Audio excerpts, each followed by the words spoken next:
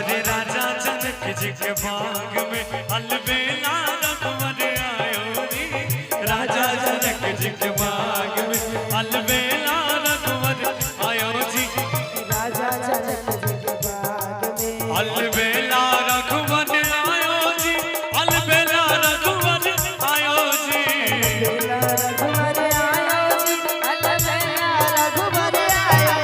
अलबेला रघुवर आयो जी। अलबेला रघुवर आयो जी। राजा जनक जी के बाग में अलबेला रघुवर आयो जी। राजा जनक जी के बाग में अलबेला रघुवर आयो जी। छोड़ के ना जा ओ पिया, छोड़ के ना जा ओ पिया, तुझको मैंने ये दिल दे दिया। ओ तुझको मैंने ये दिल दे दिया। प्यार मैंने तुझसे किया। ओ प्यार मैंने तुझसे,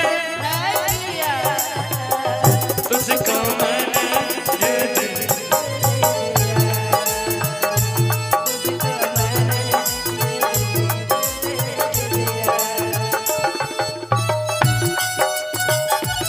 ओ पिया पिया तुझको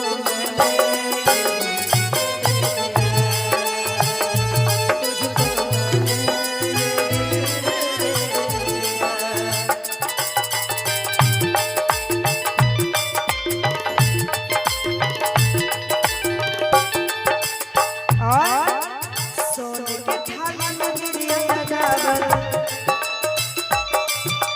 सोने के थाली में बिरिया लगावल, बिरिया चावल आयो जी। बिरिया चावल आयो जी। आज बिरिया चावल आयो जी। राजा जनक जी के बाग में रा रा रा रा रा रा रा रा रा रा। राजा जनक जी के बाग में अलबेला रघुवर आयो जी। राजा जनक जी के बाग में अलबेला रघुवर आयो जी। राजा जनक जी के बाग में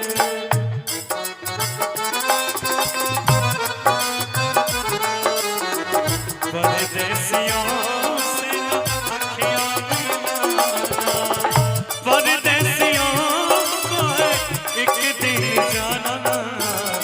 परदेसियों से